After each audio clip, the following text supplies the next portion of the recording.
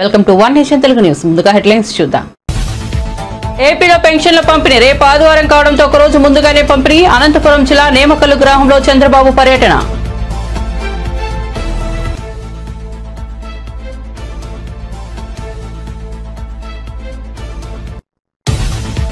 మహబూబ్ నగర్ జిల్లా ఆమిస్తాపూర్లో రైతు పండుగ సభలో పాల్గొన్న రేవంత్ రెడ్డి. గత ప్రభుత్వం మూలాన పడేసిన ప్రాజెక్టులు క్రమంగా పూర్తి చేస్తున్నామన్న బట్టి విక్రమార్క. ప్రతి సంవత్సరం జిల్లా అభివృద్ధికి 20,000 కోట్లు కేటాయిస్తామని కీలక ప్రకటన. బియ్యం అక్రమ రవాణాపై పవన్ సీరియస్. స్పందించిన ఎంపీ పురంధేశ్వర్. బియ్యం కుంభకోణాన్ని పవన్ సీరియస్ గా తీసుకోవడం హర్షణీయమని వ్యాఖ్య. పవన్ మాటల్లో తప్పు లేదని వెల్లడి.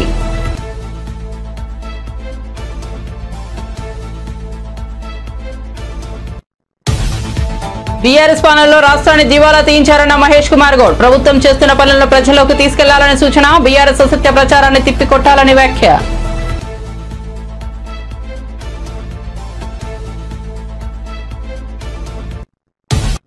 ఇక వార్త వివరాల్లోకి వెళ్తే ఏపీలో ఒక రోజు ముందుగానే సామాజిక పెన్షన్లు అందజేశారు. డిసెంబర్ 1వ తేదీ ఆదివారం కావడంతో నవంబర్ 30వ తేదీన ఇంటింటికి తిరిగి పెన్షన్లు అందజేశారు. ముఖ్యమంత్రి చంద్రబాబు అనంతపురం జిల్లా నేమకల్లులో పెన్షన్ పంపిణీ కార్యక్రమంలో పాల్గొన్నారు. స్వయంగా ఇంటింటికి వెళ్లి పెన్షన్లు అందించారు. చంద్రబాబు నేమకల్లులో దివ్యాంగురాలు భాగ్యమ ఇంటికి వెళ్లారు. ఆమె కుటుంబ పరిస్థితులు అడిగి తెలుసుకున్నారు. ఆమెకు దివ్యాంగ పెన్షన్ 15,000 అందజేశారు. అదే గ్రామంలో రుద్రమ్మ అనే వితంతు మహిళ ఇంటికి వెళ్లి కూడా పెన్షన్ అందజేశారు. ఆమె యోగక్షేమాలు అడిగి తెలుసుకున్నారు.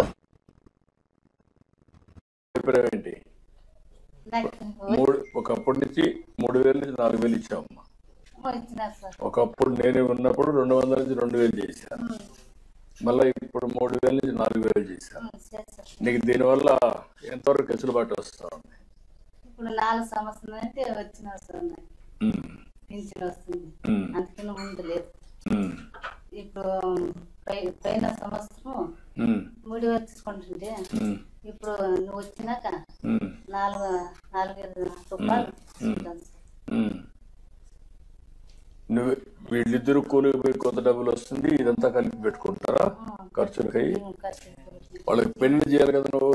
చేయాలి సార్. మరి పెళ్లి చేయను ఒగాయప్ప, నాకు ఇల్లు కావాలని ఒగాయప్ప అంటాడు. ఇప్పుడు అడుగుతున్నారు సార్. భారీ ఇల్లు కావాలని, వేరే కబుర్లు పెట్టాలని. ఇప్పుడు ఇల్లు లేదా? ఇప్పుడు ఇప్పుడు ఇల్లు కట్టిస్తే ఇంటి జాగా ఉందా? ఎక్కడ ఉందమ్మా? అక్కడే కట్టుకుంటారు. ఇల్లు కట్టిస్తే దాని పక్కనే చేసేయండి. గొర్రెలు పెట్టిస్తామో మేపుకుంటారా? ఇప్పుడు గొర్రెలు పొలాలకు తిరిగే గొర్రెలు, ఇంటికన్నా మేపుకున్న గొర్రెలు వచ్చాయి. మార్నింగ్ టు ఈవినింగ్ మేపుకుంటారు సార్. ఈవినింగ్ అయితే ఒక కళ్ళం వేసుకొని అక్కడ పెట్టుకుంటారు సార్. అది చేస్తారు. అది కదా, అవి రాలేదా? ఫార్మ్స్ అవి రాలేదా? రైతు రుణమాఫీ విషయంలో బీజేపీ బీఆర్ఎస్ కు ముఖ్యమంత్రి రేవంత్ రెడ్డి సవాల్ విసిరారు. శనివారం మహబూబ్ నగర్ జిల్లా అమిస్తాపూర్లో రైతు పండుగ సభ నిర్వహించారు. ఈ సందర్భంగా సీఎం రేవంత్ రెడ్డి మాట్లాడుతూ అధికారంలోకి వచ్చిన 10 నెలల్లోనే దేశ చరిత్రలో ఏ రాష్ట్ర ప్రభుత్వం చేయని విధంగా రుణమాఫీ చేశామని అన్నారు. దేశ చరిత్రలోనే ఇది తొలిసారని తెలిపారు. దీనిపై చర్చించేందుకు తాను సిద్ధమని ప్రధాని మోదీ, మాజీ సీఎం కేసీఆర్ సిద్ధమా అని ఛాలెంజ్ చేశారు. మొత్తం రాష్ట్రంలోని 25 లక్షల రైతు కుటుంబాలకు రుణమాఫీ చేశామని అన్నారు. మహబూబ్ నగర్ ను వలసల జిల్లా చేసింది కేసీఆర్ అని మండిపడ్డారు. రైతాంగ సోదరులందరూ కూడా ఇక్కడ చేరి పెద్ద ఎత్తున సంబరాలు చేసుకునేటువంటి కార్యక్రమానికి ఈనాటి ఇందిరమ్మ రాజ్యం తీసుకున్నటువంటి అనేక నిర్ణయాలు ఈ పండుగ కారణమైంది. మొదటి సంవత్సరం పూర్తి చేసుకున్న ఉత్సవాన్ని ఈ ప్రపంచానికి తెలియజేయాల్సిందిగా మీ అందరికీ విజ్ఞప్తి చేస్తున్నా. మిత్రులారా, నవంబర్ 30, 2023 నాడు ఏ ఉత్సాహంతో, ఏ అభిమానంతో, ఏ గుండె ధైర్యంతో ఈ పాలమూరు బిడ్డను ఆశీర్వదించాలని ఈ గడ్డంతా అండగా నిలబడి ఈ జిల్లా అంతా ఏకోన్ముఖమై ఎంతో కాలం నుంచి ఎదురు చూస్తున్న అవకాశం ఒక్కసారి వచ్చింది. దీన్ని జార విడుచుకోవద్దని మీరు అండగా నిలబడ్డ రోజు ఇవాళ. ఈ సందర్భంగా మీ ఎదురుగా నేను చెప్పదలుచుకున్నా, పాలమూరు జిల్లా నల్లమల అటవీ ప్రాంతంలో ఒక మారుమూల గ్రామం కొండారెడ్డిపల్లి అనే ఒక చిన్న గ్రామం నుంచి ఒక రైతు బిడ్డగా బయలుదేరిన నేను ఈ జిల్లా కష్టాలను చూసినా, ఈ జిల్లా కన్నీళ్లను చూసినా, ఈ జిల్లా నుంచే పారుతున్న కృష్ణమ్మ గలగలలు చూసినా, కన్న బిడ్డల్ని తల్లిదండ్రుల దగ్గర గుడిసెల దగ్గర వదిలి వలసబోతున్న పాలమూరు బిడ్డల్ని గుంపు మేస్త్రీలు భార్య భర్తల్ని మేటీలుగా పెట్టుకొని తీసుకెళ్లి బొంబాయికి వలస తీసుకుపోతుంటే 6 నెలల పసిబిడ్డల్ని కూడా తల్లిదండ్రుల దగ్గర వదిలేసి జంటలుగా వలసలు పోతున్న వాళ్ళ కన్నీళ్లను నేను కళ్ళతో చూసిన.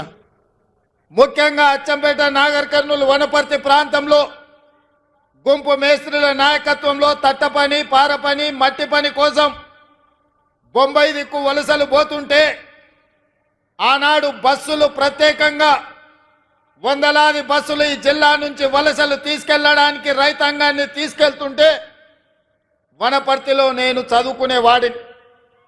ఆ రోజు నేను అనుకున్నా, ఏదైనా ఒకరోజు మనకు రాకపోతుందా, ఎల్లకాలం ఎప్పుడు ఇట్లనే ఉంటుందా, ఒకరోజు మనకు వస్తుంది. ఆనాడు నేను నాకు అవకాశం వస్తుంది అనుకోలేదు. మన పాలమూరు బిడ్డకు ఒకరోజు అవకాశం వస్తుంది. ఆ అవకాశాన్ని అందిపుచ్చుకొని ఈ జిల్లా వలసలను నిలువరించి ఈ జిల్లా బిడ్డల్ని సొంత ఊర్లో సొంత వ్యవసాయం, సొంత కుటుంబానికి దగ్గరగా ఉండి ఈ జిల్లాను ఆదుకోకపోతారా అని నేను ఎదురు చూసిన. సరిగ్గా 70 సంవత్సరాల తర్వాత ఆనాడు ఉమ్మడి హైదరాబాదు రాష్ట్రం మొట్టమొదటి ముఖ్యమంత్రిగా ఈ జిల్లా బిడ్డ బూర్గుల రామకృష్ణారావు ముఖ్యమంత్రి అయితే 70 సంవత్సరాల తర్వాత మీ బిడ్డ కొండారెడ్డిపల్లి నుంచి బయలుదేరిన ఒక రైతు బిడ్డ మీ అభిమానంతో ఈ తెలంగాణ రాష్ట్రానికి మళ్ళీ నాయకత్వం వచ్చే అవకాశం వచ్చింది. నా జన్మ ధన్యమైందని చెప్పి నేను ఈ సందర్భంగా తెలియజేస్తున్న మిత్రులారా, ఈ అవకాశం ఆషామాషిగా వచ్చింది కాదు. ఈ వచ్చిన అవకాశాన్ని అల్లరి చిల్లర పనుల కోసమో, అనవసరమైన ఖర్చుల కోసమో, ఆర్భాటపు ఏషాలు వేయడానికో కాదు. ఇదొక బాధ్యత. ఈ బాధ్యతను జవాబుదారీతనంతో నిర్వహించాల్సిన బాధ్యత నా మీద ఉన్నది. అదాని ముడుపుల కేసులో వైసీపీ అధినేత మాజీ సీఎం వైఎస్ జగన్మోహన్ రెడ్డి తప్పించుకోలేడని కాంగ్రెస్ మాజీ ఎమ్మెల్యే గోనె ప్రకాష్ రావు జోషం చెప్పారు. ఢిల్లీలో ఆయన మీడియాతో మాట్లాడారు. నిరంజన్ రెడ్డి, కపిల్ సిబాల్, సిద్ధార్థ్ రెడ్డి, అభిషేక్ సింఘ్వి వంటి లాయర్లను పెట్టుకున్న అమెరికా చట్టాల నుంచి తప్పించుకోవడం జగన్ వల్ల కాదన్నారు. 1700 కోట్లు కాదు, $1 అయినా అమెరికా చట్టాలు వదిలిపెట్టబోవన్నారు. అమెరికా కేసులో తన పేరు లేదని జగన్ అనుకుంటున్నారని, కానీ అమెరికాకు విచారణకు జగన్ హాజరు కావాల్సిందే అన్నారు. తీవ్ర పరిణామాలకు రాబోయే పార్టీలో కూడా ఈ రోజున్న బీజేపీ పార్టీలో కూడా ఏకపక్ష అంటే మొనపాలిగా నడుస్తుంది మూడోసారి. ఖచ్చితంగా దీంతో పొలిటికల్ క్రైసిస్ రాబోతాయి. అదానిపై పార్లమెంట్లో కానీ, లోక్సభలో కానీ, రాజ్యసభలో చర్చ జరగవలసిందే. ప్రజల్లో చర్చ జరగవలసిందే. ఒక పౌరునిగా, నీతి నిజాయితీ ఉన్నవారిగా ఏడిపోతుంది దేశము. ఈ రోజు ఏదైతుందో 1700 కోట్లు ఒక ఆంధ్ర రాష్ట్రానికి అవినీతి జరిగిందంటే నీతివంతమైన మనం పరిపాలన చెప్తున్నాము. దీని మీద నిజంగా నీతి అంటే బయటికి రాని, కడిగిన ముత్యంలోకి బయట రాని. అమెరికా రేపు అడుగుతుంది కోర్టుకు, సమన్లు ఇష్యూ అవుతాయి. కంట్రీ టు కంట్రీ అగ్రిమెంట్ ప్రకారం ఏదో రావాల్సిందే.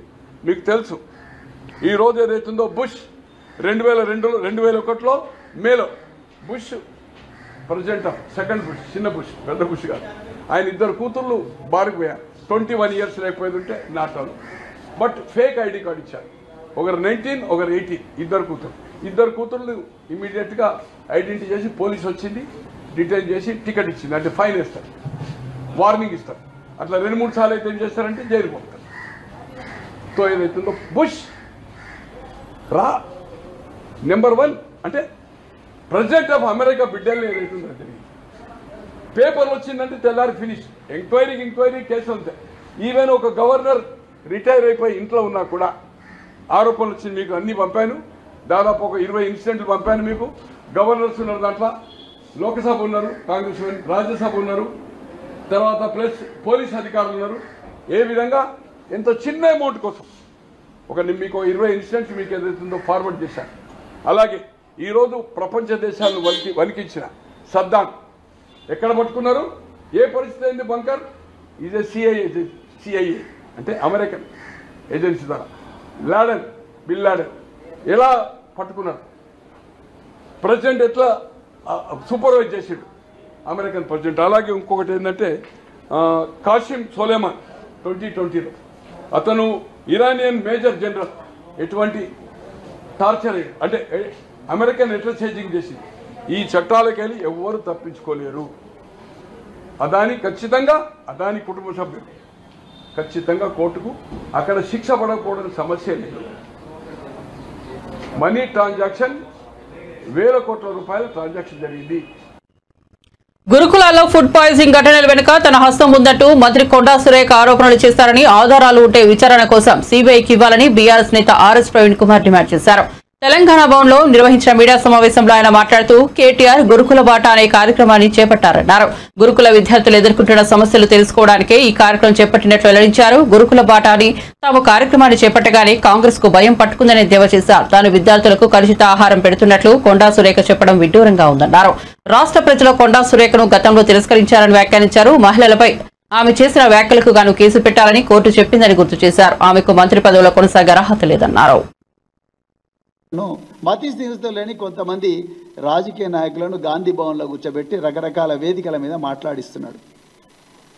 నిన్న మన గౌరవ మంత్రి కొండా సురేఖ గారు వారు నిన్న ఇది మొదటిసారి కాదు నా మీద ఆమె ఆరోపణలు చేయడం, ఇది రెండోసారి మూడవసారి మళ్ళీ నిన్న ఆమె ఆరోపణలు చేశారు. నేను కొండా సురేఖ గారి స్థాయికి నేను దిగజారి మాట్లాడదలుచుకోలేదు, కానీ కొన్ని వాస్తవాలు ప్రజలకు చెప్పాలి. అమ్మా కొండా సురేఖ గారు, మీరు దయచేసి తెలంగాణలో మళ్ళీ ప్రెస్ మీట్లు పెట్టకూరి. నా రిక్వెస్ట్, తెలంగాణ సమాజం మిమ్మల్ని ఎప్పుడో తిరస్కరించింది.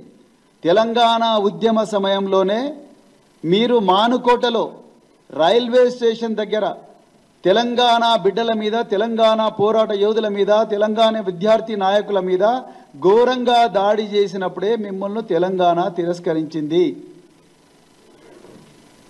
మీరు సభ్యత సంస్కారం లేకుండా మాట్లాడతారని తెలంగాణలో ప్రతి ఇంటికి కూడా తెలిసిపోయింది. మహిళలు పురుషులు అనే గౌరవం లేకుండా మాట్లాడతారని తెలిసిపోయింది. కోర్టులో జడ్జిలు కూడా మీరు మాట్లాడిన మాటలు వినడానికి చెవులు పూసుకుంటున్నారు. న్యాయ వ్యవస్థ కూడా మీరు మాట్లాడిన మాటలు మళ్ళీ వినాలని అనుకోవడం లేదు. సాక్షాత్తు కోర్టులే మీ మీద కేసు రిజిస్టర్ చేయాలి అని చెప్పి మీకు ఆర్డర్ కూడా ఇచ్చింది మీ మీద. మీరు సభ్యత సంస్కారం లేకుండా సాటి మహిళల మీద చేసిన ఘోరమైన ఆరోపణలకు మరి కోర్టు చలించిపోయి మీ మీద కేసు రిజిస్టర్ చేయాలని చెప్పింది. అదేవిధంగా మీ మీద మళ్ళొకసారి కేటీఆర్ గారి మీద మాట్లాడితే మళ్ళీ జైలుకు పంపిస్తామని చెప్పి కోర్టు వార్నింగ్ కూడా ఇచ్చింది. అయినా కూడా మీరు మళ్ళీ కోర్టు ఆదేశాలను ఉల్లంఘించి అసభ్యకరమైన భాష మరి మాట్లాడుతూ ఉన్నారు. అసలు మీకు మంత్రి పదవిలో ఉండే అర్హత లేదు సురేఖ గారు. నేను సభ్యత సంస్కారం ఉన్న వ్యక్తిని కాబట్టి నేను మిమ్మల్ని ఇప్పటికి కూడా గౌరవించే మాట్లాడుతున్నాను. తెలంగాణ ఆడబిడ్డ కాబట్టి నేను మళ్ళీ చెప్తున్నా, మీకు ఆ మంత్రి పదవిలో ఉండే అర్హత లేదు. మీరు నా గురించి మాట్లాడుతున్నారు. నేను ప్రభుత్వ హాస్టళ్లలో చదువుకొని గురుకుల పాఠశాలల్లో కుట్రపూరితంగా సమస్యలు సృష్టించి సీఎం రేవంత్ రెడ్డి ప్రభుత్వంపై బీఆర్ఎస్ పార్టీ దుష్ప్రచారం చేస్తుందని ప్రభుత్వ విప్ బీర్ల ఐలయ్య యాదవ్ ఆరోపించారు. ఐలయ్య మీడియాతో మాట్లాడుతూ సీఎం రేవంత్ రెడ్డి ప్రజాపాలనపైన పింక్ మీడియాతో బీఆర్ఎస్ తప్పుడు ప్రచారం చేస్తోందని మండిపడ్డారు. గురుకులాలపైన ఆర్ఎస్ ప్రవీణ్ కుమార్ పెద్ద కుట్రకు పాల్పడుతున్నారని, గురుకులాల సెక్రటరీగా ఉన్నప్పుడు నియమించుకున్న తన మనుషులతో ప్రభుత్వాన్ని బద్నాం చేయాలని చూస్తున్నాడని ఆరోపించారు. నువ్వు చేస్తున్నావు అని ఇక్కడ వాడు కరెక్ట్ లేడు అంటున్నా. నేను చూసామని అదే తాగినారంటే తాగదంటున్నాడు. వాడేం గుట్కా వేసి బాగా పనులు పాకులు పట్టినాయి. ఇప్పుడు వంట చేసే వాళ్ళు నీటుకుంటున్నాయి మనం తినేది. నువ్వు రేపు పొద్దున మా మధ్యాహ్నం ఒకసారి వచ్చి ఇన్స్పెక్షన్ చేయాలి. స్పెషల్గా సన్న బియ్యమే కాకుండా నాణ్యమైనటువంటి కూరగాయలు, అదేవిధంగా నాణ్యమైన విద్య అందించాలని గౌరవ ముఖ్యమంత్రి రేవంత్ రెడ్డి గారి నాయకత్వాన మొన్ననే డైట్ ఛార్జ్ కూడా పెంచడం జరిగింది. పెద్ద ఎత్తున 40% డైట్ ఛార్జీలు పెంచి ఇలా కిచెన్ లో చూసినాం. నిన్ననే యాదాద్రి భువనగిరి జేసీ గారు కూడా ఇక్కడ నిద్ర చేయడం జరిగింది. మేము సడన్ విజిట్ చేసినాం. ఏ పిల్లవాడిని అడిగినా వారానికి ఒక గుడ్డు, చికెను, అదేవిధంగా మటను మంచి భోజనం అందిస్తుందని చెప్పారు. కానీ కొంత ప్రతిపక్షాలు హాస్టళ్లలో ఫుడ్ బాగలేదని చెప్పి ఈ ప్రభుత్వాన్ని బదనాం చేయాలని చెప్పి వాళ్ళ సోషల్ మీడియా, వాళ్ళ పింక్ మీడియా ద్వారా పిలిస్తే కిచెన్లో తిండికే వస్తలేదు, నువ్వు చేస్తున్నావు కానీ ఇక్కడ వాడు కరెక్ట్ లేడు అంటున్నా. నేను చూసిన వాడిని అదే తాగినారంటే తాగలేదంటున్నాడు.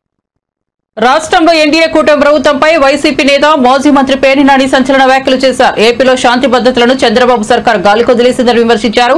మాజీ మంత్రి పేర్నినాని మీడియాతో మాట్లాడారు. ఈ క్రమంలో కూటమి ప్రభుత్వంపై విమర్శలు గుప్పించారు. ప్రభుత్వాన్ని ప్రశ్నించే వైసీపీ నేతలు, కార్యకర్తలను కూటమి ప్రభుత్వం టార్గెట్ చేస్తోందని మాజీ మంత్రి పేర్నినాని ఆరోపించారు. ఒకరిపై 10-12 తప్పుడు కేసులు పెట్టి వేధిస్తోందన్నారు. అడ్డగోలుగా పోలీసులను వాడుతూ పాత కేసులను తిరగదోడుతోందని మండిపడ్డారు. ఈ నేపథ్యంలో అధికారం ఎల్లకాలం ఉండదు చంద్రబాబు గుర్తించుకో అని పేర్నినాని సవాల్ విసిరారు. కూటమి ప్రభుత్వం ఈ రాష్ట్రంలో శాంతి భద్రతలు పరిరక్షించాలి, రాష్ట్రంలో తమకు ఓటేసినటువంటి ప్రజల్ని ఎలా కాపాడాలి, నేరాలు జరగకుండా ఎలా అరికట్టాలనేది గాలి కొదిలేసి వైఎస్ఆర్ కాంగ్రెస్ పార్టీ నాయకుల్ని, వైఎస్ఆర్ కాంగ్రెస్ పార్టీ కార్యకర్తల్ని, ఎవరైతే ఈ ప్రభుత్వాన్ని ప్రెస్ మీట్లతో కానీ లేదా వ్యవస్థలో వారికి ఉన్నటువంటి మార్గం ద్వారా కానీ లేదా సోషల్ మీడియాలో కానీ ఎలా అయినా ఈ ప్రభుత్వం చేస్తున్నటువంటి మోసాలని లేదా కూటమి ప్రభుత్వం ఆడి తప్పిన హామీల్ని నిలబెట్టుకోమని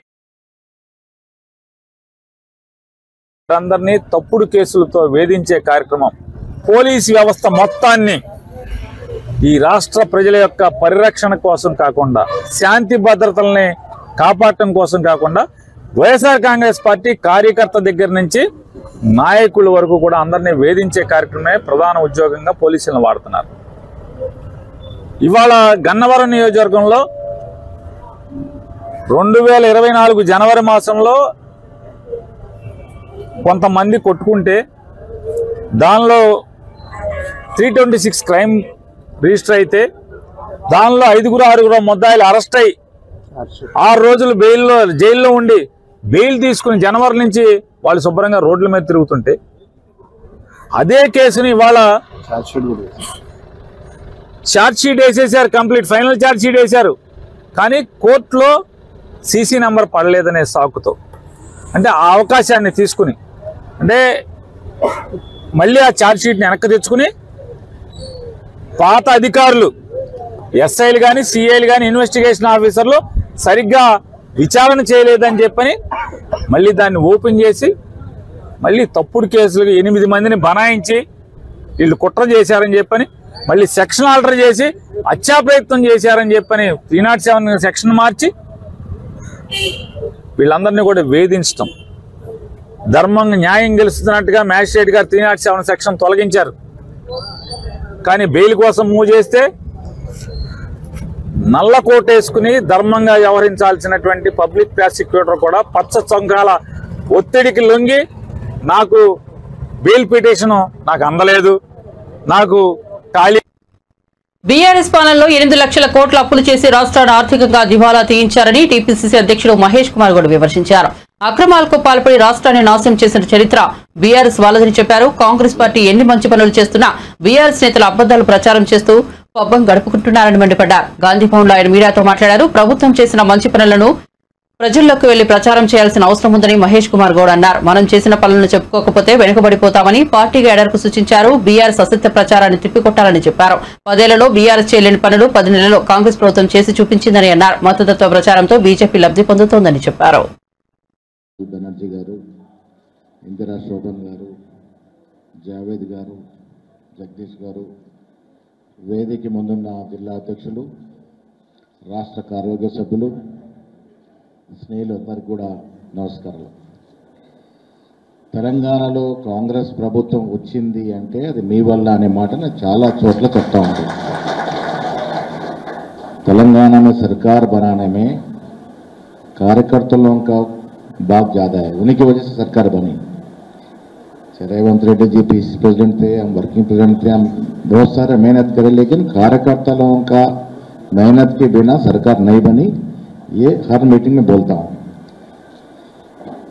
రాష్ట్రంలో మీ కృషి ఆనాడు ఆర్జీపీఆర్ఎస్ కావచ్చు, అది యువజన కాంగ్రెస్ కావచ్చు, మహిళా కాంగ్రెస్ కావచ్చు, రకరకాల frontal organisations, BC department, SC department, SC department, ఎవరి చోట వాళ్ళు గత ప్రభుత్వం పోరాడినారు కాబట్టి మనం అధికారం రాగలిగినాం. సరే, కొంత నిరాశ నిచ్చువ ప్రభుత్వం వచ్చి 11 నెలలు అయింది. మీరంతా పదవులకు ఎక్కారు, ముఖ్యమంత్రి అయ్యారు, ఉప ముఖ్యమంత్రి అయ్యారు, మంత్రులు అయ్యారు, ఎమ్మెల్యే అయ్యారు, మా పరిస్థితి ఏంటి అన్నట్టు ఒక మాట ఉంది. వాస్తవం, ఇది ఎక్స్పెక్టేషన్ ఉన్న మాట వాస్తవం. అది మీకు కూడా ఫలాలు అందాల్సిన అవసరం ఉంది, అందుతాయి కూడా.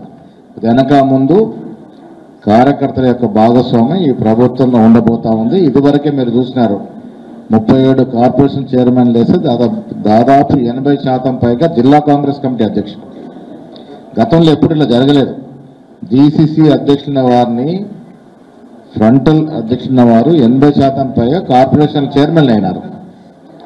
రేవంత్ రెడ్డి గారు, భట్టి గారు, ఉత్తమ్ కుమార్ రెడ్డి గారు, మేమందరం కూర్చొని ఒకరోజు ముఖ్యమంత్రి గారు కారులో పోతున్నప్పుడు వాళ్ళ వల్ల మనం అధికారంలోకి వచ్చాం, వీళ్ళకు కూడా ఇమ్మీడియట్గా ఫలాలు అందాలనుకున్నప్పుడు అది త్వరతగిన చేసి ప్రభుత్వం వచ్చిన 2-3 మాసాల్లో అందరికి చైర్మన్లు ఇవ్వగలిగినాం. సో దాంట్లో కొంత వెనక ముందు సిద్ధేశ్వర్ లాంటి వారికి కూడా రావాల్సిన అవసరం ఉన్నది.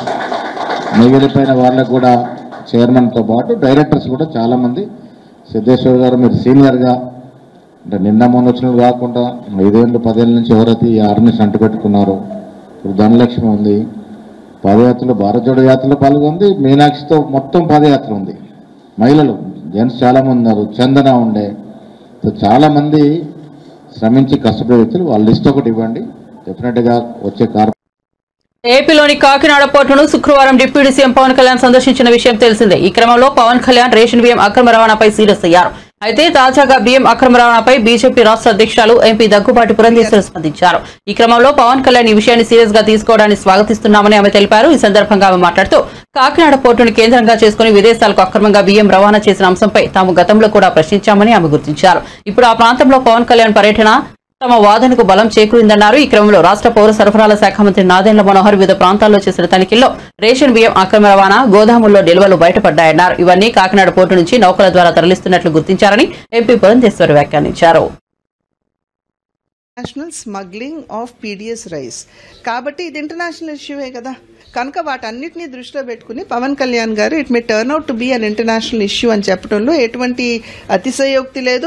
మనం చూస్తున్నాం, నాదెండ్ల మనోహర్ గారు సివిల్ సప్లైస్ మినిస్టర్ గా అనేక గోడౌన్ల మీద వారు ఇన్స్పెక్షన్ చేయటం, పెద్ద ఎత్తున అక్కడ పీడిఎస్ రైస్ దొరకటం, వాటన్నిటినీ కూడా ఇంచుమించుగా కాకినాడ పోర్టు నుండి వారు అక్కడ నుండి తరలించేస్తున్నారు అనేటువంటి విషయం, ఇవన్నీ కూడా మనం చూసాం. అయితే గత ప్రభుత్వంతో అధికారంలో ఉన్నటువంటి పార్టీతో సంబంధం ఉన్నటువంటి నాయకుల పేర్లు ముడిపడి ఉన్నటువంటి విషయాన్ని మనం ఇక్కడ గమనించాలి. కనుక భారతీయ జనతా పార్టీ ఎప్పుడు వెనకడుగు వేయలేదు ఇటువంటి అంశాల మీద గళం విప్పడానికి. అదేవిధంగా ఇవాళ పవన్ కళ్యాణ్ గారు కూడా ముందుకు వచ్చి దానికి బలం చేకూర్చడం అనేది ఇది నిజంగా ప్రతి ఒక్కరు కూడా గమనించవలసినటువంటి విషయం, స్వాగతించవలసిన. పెద్ద ఎత్తున కేంద్ర ప్రభుత్వం వాటన్నిటినీ కూడా అందిస్తున్నటువంటి విషయం మనం ఖచ్చితంగా స్వాగతించాలి. దాన్ని స్వాగతిస్తూనే అదనంగా రాష్ట్రానికి ఏం కావాలి అంటే ఒక్కొక్క పార్లమెంట్ నియోజకవర్గానికి సంబంధించినటువంటి డెవలప్మెంట్ యాక్టివిటీస్ ఉంటాయి. రాజమండ్రికి సంబంధించి 2027లో జరగబోయేటువంటి పుష్కరాలు ఏవైతే ఉన్నాయో వాటిని దృష్టిలో పెట్టుకుని ఏ రకంగా వనరులు తెచ్చుకోవాలనేటువంటి విషయం మీద ఖచ్చితంగా మేము దృష్టి 98 కోట్ల రూపాయలు ఇవాళ అఖండ గోదావరి కింద అక్కడ ఉన్నటువంటి ఘాట్లు కావచ్చు, అదేవిధంగా హ్యావ్లాక్ బ్రిడ్జ్ 100 సంవత్సరాలు పైబడినటువంటి బ్రిడ్జ్ ఏదైతే ఉందో దానికి హెరిటేజ్ వాల్యూ ఉంది కనుక దాన్ని కూడా ఒక పర్యాటక ప్రాంతంగా డెవలప్ చేయడానికి అఖండ గోదావరి కింద 98 కోట్లు ఇచ్చినందుకు నేను కేంద్ర ప్రభుత్వానికి నా ధన్యవాదాలు తెలియజేస్తున్నాను. అదేవిధంగా గండికోటను కూడా డెవలప్ చేయడానికి 75 కోట్ల రూపాయలు కేంద్ర ప్రభుత్వం మంజూరు చేసింది.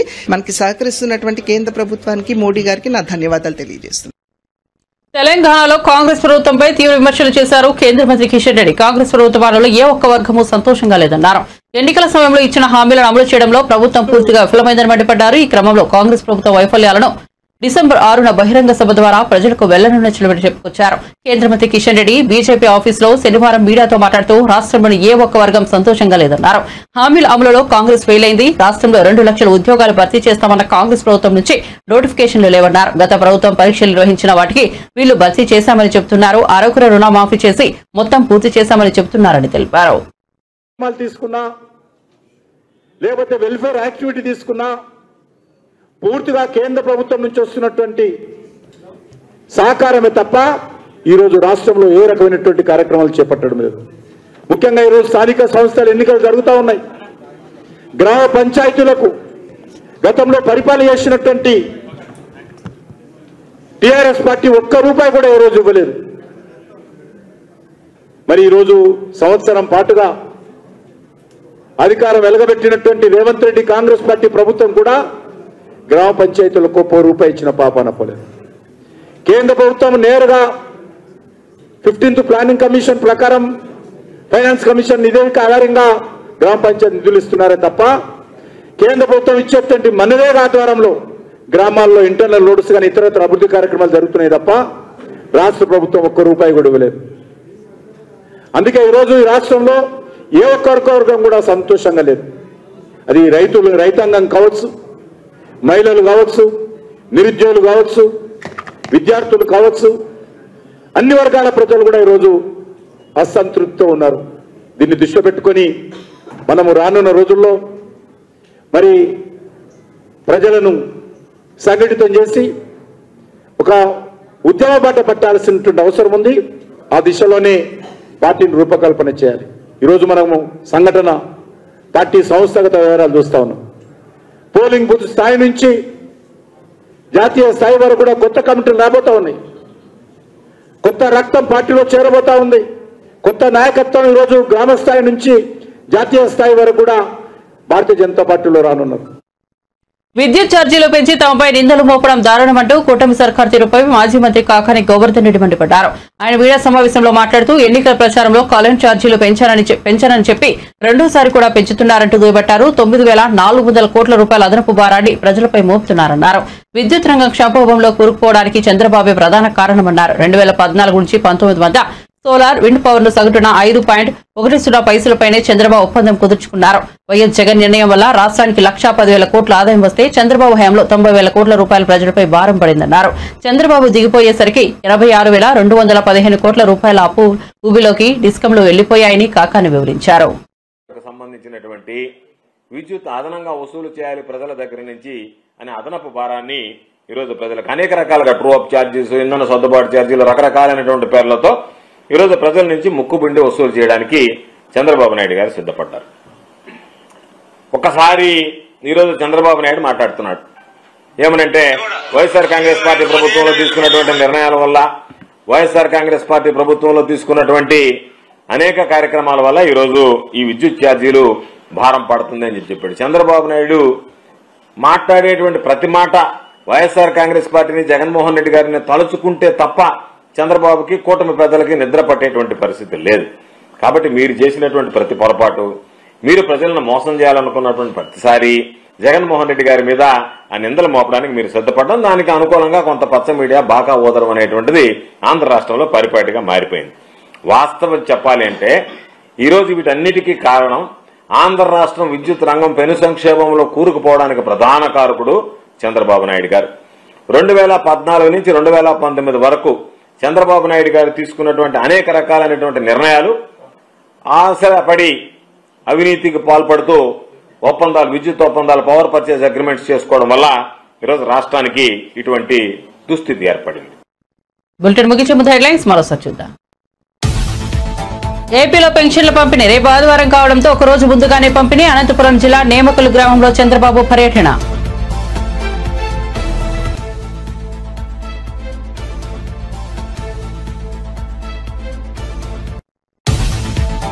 మహబూబ్ నగర్ జిల్లా అమిస్తాపూర్ లో రైతు పండుగ సభలో పాల్గొన్న రేవంత్ రెడ్డి. గత ప్రభుత్వం మూలాన పడేసిన ప్రాజెక్టులను క్రమంగా పూర్తి చేస్తామన్న బట్టి విక్రమార్క. ప్రతి సంవత్సరం జిల్లా అభివృద్ధికి 20,000 కోట్లు కేటాయిస్తామని రేవంత్ రెడ్డి ప్రకటన.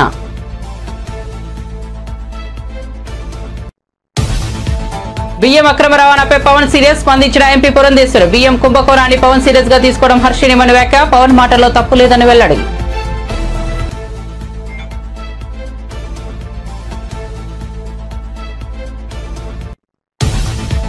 బీఆర్ఎస్ పాలనలో రాష్ట్రాన్ని దివాలా తీయించారన్న మహేష్ కుమార్ గౌడ్. ప్రభుత్వం చేస్తున్న పనులను ప్రజల్లోకి తీసుకెళ్లాలని సూచన. బీఆర్ఎస్ అసత్య ప్రచారాన్ని తిప్పికొట్టాలని వ్యాఖ్య.